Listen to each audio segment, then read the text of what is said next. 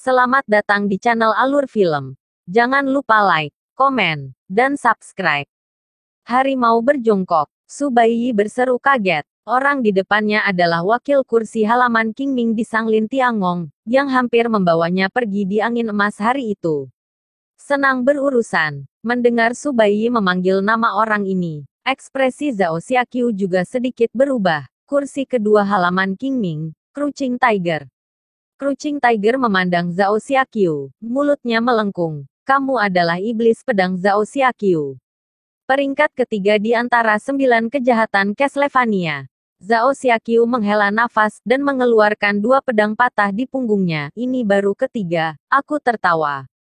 Crouching Tiger tersenyum. Oke. Satu adil. Tapi untungnya kamu ada di sini. Kalau tidak perjalananku akan terlalu membosankan hanya dengan 2 orang di sisimu. Nada yang besar. Nangong Xier memberi isyarat untuk menghunus pedangnya. Dan hari itu dia bertarung melawan dia terluka parah saat berjongkok Tiger. Dan dia tidak mau kalah. Sampai jumpa hari ini Anda pasti malu. Begitu cemas sehingga Su Baiyi menarik lengan baju Nangong Xier lagi. Dia sadar lagi. Sekarang bertarung adalah yang kedua. Berlari adalah yang pertama. Crouching Tiger menguap lebar. Lalu mengambil bungkusan panjang di sampingnya. Dan mengeluarkan parang berpunggung emas. Apakah itu napas yang besar? Saya masih harus menggerakkan otot dan tulang saya terlebih dahulu. Zhao Xiaqiu memandangi pisau itu, dan tersenyum. Ini pisau yang bagus. Apakah Anda tahu pisau apa yang terbaik untuk Anda?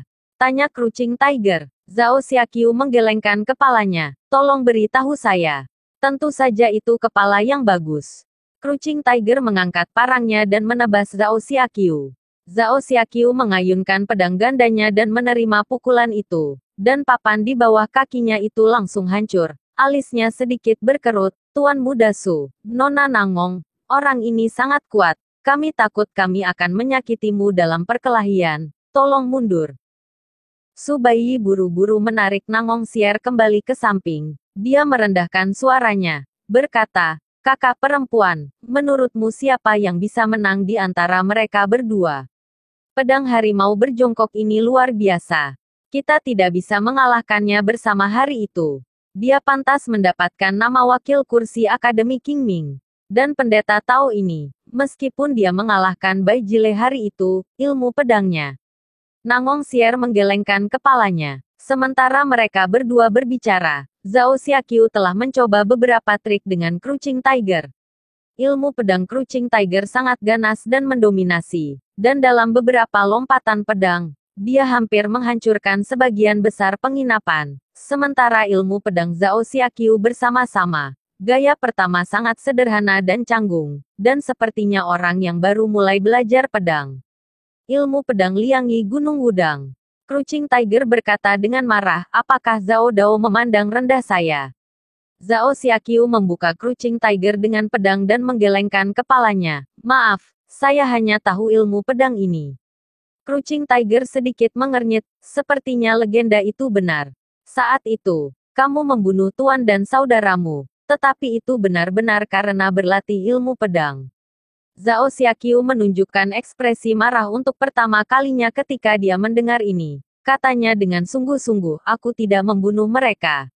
Jika kamu tidak mendapat masalah dan menjadi pewaris 7 pedang besar Wudang, mengapa kamu hanya menggunakan 2 teknik ilmu pedang ini? Itu masih mudah diblokir oleh Zhao Xiaqiu. Zhao Xiaqiu menggertakkan giginya dan berkata, aku tidak membunuh mereka. Jika kamu tidak membunuh mereka, mengapa Wudang mengejarmu menuruni gunung? Mengapa kamu bergabung dengan kota iblis? Crouching Tiger bertanya balik. Diam. Zhao Xiaqiu tiba-tiba melemparkan 2 pedang patah di tangannya ke udara. Dan kemudian tangannya tiba-tiba terbuka. Dan kedua pedang patah itu melayang di udara. Dengan cahaya merah menyinari tubuh pedang. Ilmu pedang macam apa ini? Crouching Tiger berbisik. Su Baiyi juga melihat kedua pedang yang patah dan bergumam. Hanya melihat postur ini, itu pasti ilmu pedang yang sangat kuat. Zhao Xiaqiu melompat, memegang gagang pedang dengan kedua tangan, dan kemudian memukul udara masuk, udara. Pada gilirannya, itu jatuh. Ilmu pedang Liangi, Kaitian, ilmu pedang Liangi. Titik petik 2. Crouching Tiger terkejut. Bagaimana ini bisa menjadi ilmu pedang Liang Yi? Bagaimana bisa ada ilmu pedang yang begitu kuat di dunia? Beberapa orang kehilangan ketenangan ketika mereka diprovokasi. Di belakang Crouching Tiger, seorang pria berpakaian hitam tiba-tiba angkat bicara. Zhao Xiaqiu mengayunkan pedang lain dan menebas leher Crouching Tiger. Beberapa orang menjadi lebih menakutkan ketika mereka diprovokasi. Pria berbaju hitam itu maju selangkah dan meraih kerah Crouching Tiger dan menariknya ke belakang, menghentikan Zhao Xiaqiu di depannya. Sebuah pedang jatuh, dan topi pria berbaju hitam itu hancur berkeping-keping. Tetapi di bawah topi itu, masih belum ada wajah asli. Tapi topeng putih, Akademi Seribu Mesin, Zhao Xiaqiu bergumam. Pria bertopeng itu mengangkat kepalanya sedikit, tiba-tiba mengangkat tangan kanannya, memegang payung hijau tua di atas tangan kanannya. Kursi kedua Akademi Seribu Mesin, Wenxi. Su Baiyi mengenali payung itu.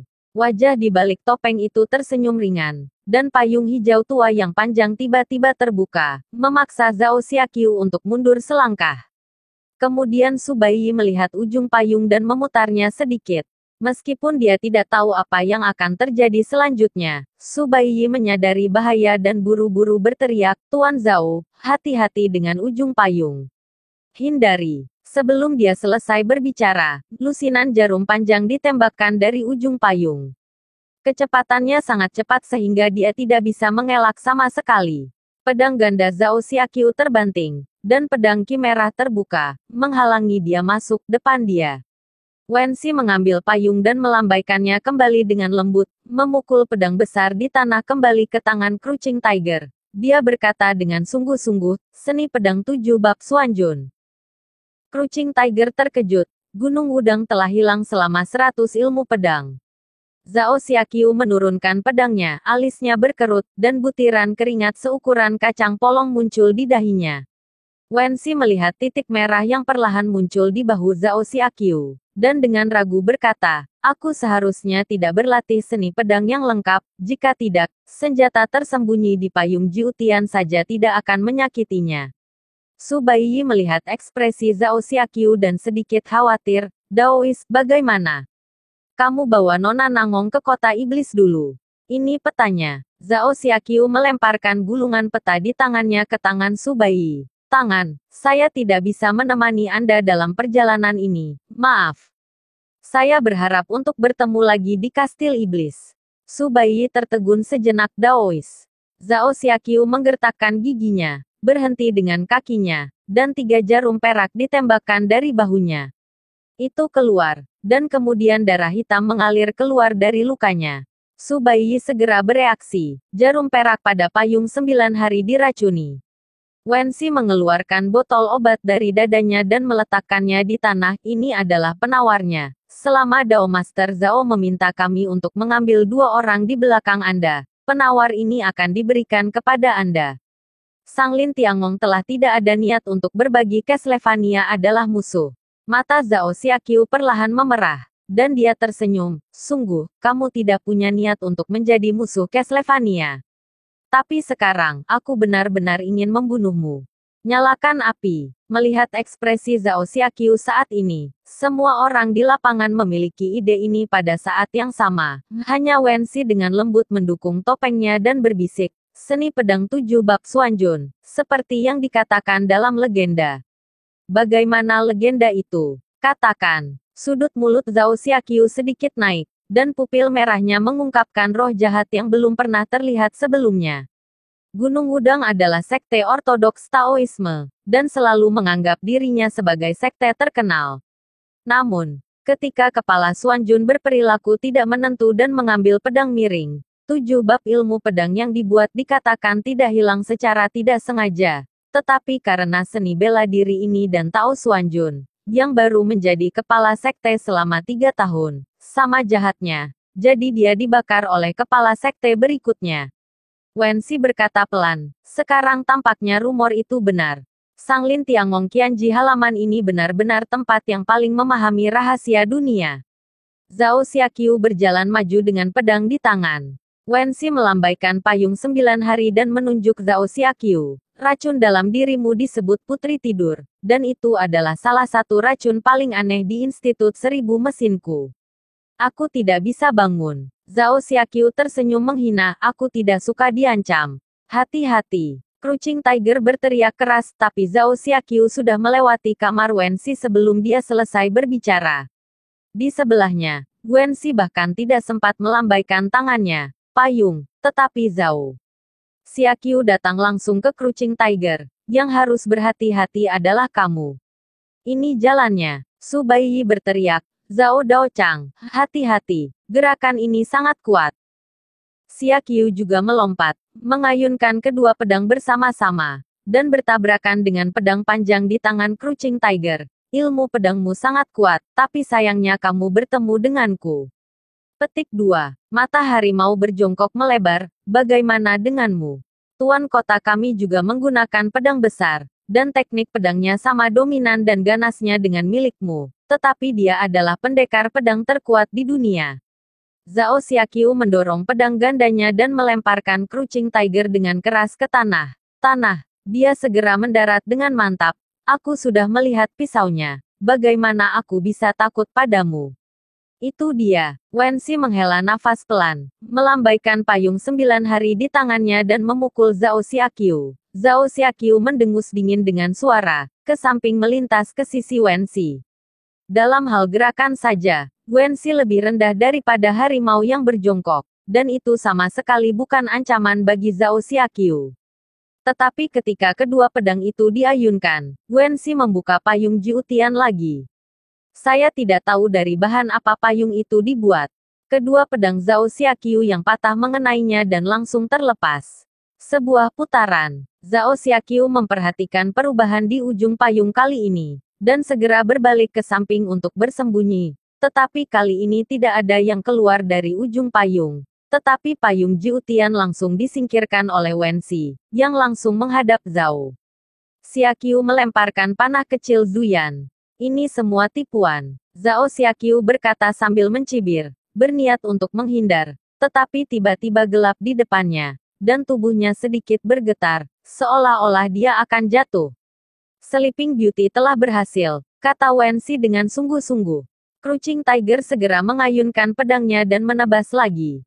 Tetapi setelah beberapa saat, Zhao Xiaqiu sadar kembali. Tetapi Zuyan Xiaojian sudah datang langsung ke pintu, dan tidak ada cara untuk menghindarinya.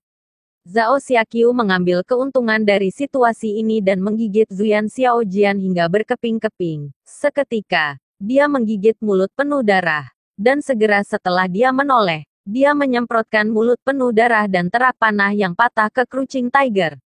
Crouching Tiger segera menarik pisaunya dan mundur ke samping ke sisi Wensi. Sekarang racun di tubuh Zhao Xiaqiu mulai bekerja, hanya masalah waktu sebelum dia jatuh, jadi tidak perlu terburu-buru. Zhao Xiaqiu mengulurkan tangan dan menyeka darah dari sudut mulutnya, lalu tiba-tiba menoleh ke Su Baiyi dan berkata, mengapa kamu belum pergi? Su Baiyi tertegun sejenak, meskipun dia selalu mengatakan bahwa dia akan menunggu sampai Zhao Xiaqiu berkelahi dengan seseorang, dia akan menyelinap pergi dalam kekacauan. Tetapi sekarang Zhao Xiaqiu mengkhawatirkan hidupnya setiap saat, dia tidak bisa tahan lagi. Ayo pergi. Zhao Xiaqiu berteriak dengan marah. Kamu pergi ke kota iblis dulu, dan aku akan ke sana nanti. Oke. Su Baiyi menarik Nangong Xier dan berjalan menuju pintu penginapan. Jangan berpikir untuk pergi. Crouching Tiger melompat dan menebas mereka dengan pisau panjangnya. Nangong Xier menoleh dan hendak menghunus pedangnya, tetapi dihentikan oleh teriakan marah Zhao Xiaqiu. Langsung saja, jangan melihat ke belakang. Percayalah padanya. Su Baiyi melirik Nangong Xier dan bergegas keluar dari pintu penginapan. Ada ledakan yang keras. Su Baiyi menoleh dan melihat bahwa pintu telah hancur berkeping-keping, dan asap memenuhi udara.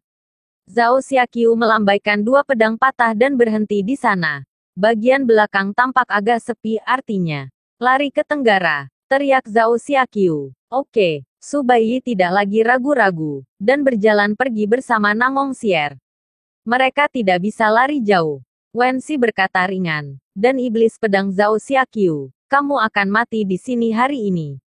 Crouching Tiger memandang Zhao Xiaqiu, yang sudah diambang kehancuran, dan menghela nafas pelan. Sungguh kota iblis ke-9 kejahatan seorang pria benar-benar akan melakukan sesuatu yang sangat benar saat dia mengorbankan dirinya untuk manusia.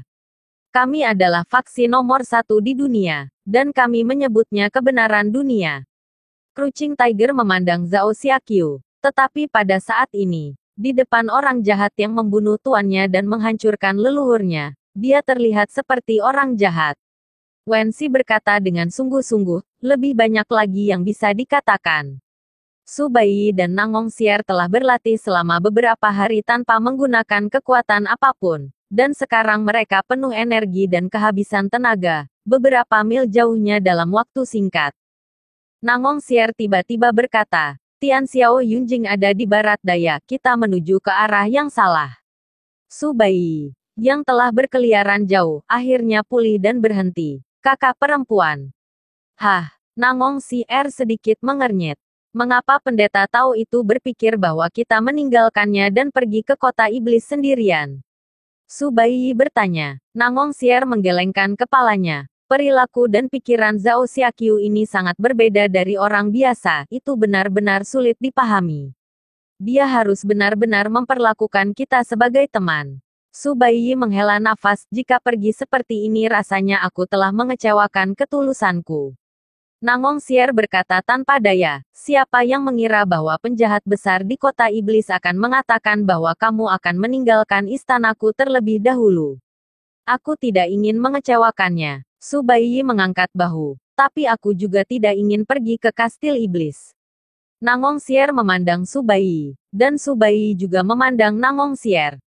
Keduanya tertawa bersamaan. Penginapan Yuelai hampir hancur. Zhao Xiaqiu jatuh ke reruntuhan, dan darah hitam mulai mengalir keluar dari telinga, hidung, dan mulutnya. Dia membuka mulutnya, tetapi tidak bisa berkata-kata.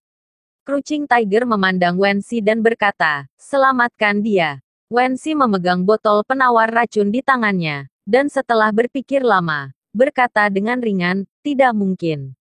Tepat setelah mengatakan ini, dia tiba-tiba mengangkat tangannya, kepala dan berkata bayangan pedang putih melintas di depannya. Wen Xi tidak berani memikirkannya, dan segera mundur, tetapi botol penawar racun di tangannya segera diambil. Nangong Xier segera menarik pedang Liang Ren dan melemparkan penawarnya kembali ke tangannya. Pada saat ini, Su Baiyi jatuh di samping Zhao Xiaqiu dan mengulurkan tangan untuk mengambil botol penawarnya. Wen Xi berkata dengan dingin, kalian benar-benar kembali. Kalian. Zhao Xiaqiu berkata dengan susah payah. Daois, aku harus memberitahumu sesuatu untuk tuan kotamu. Su Baiyi membuka botol obat dan menuangkan ramuan itu ke mulut Zhao Xiaqiu. Penjahat, seharusnya terlihat seperti penjahat. Terima kasih sudah dengerin alur film sampai akhir. Lanjut ke episode selanjutnya ya.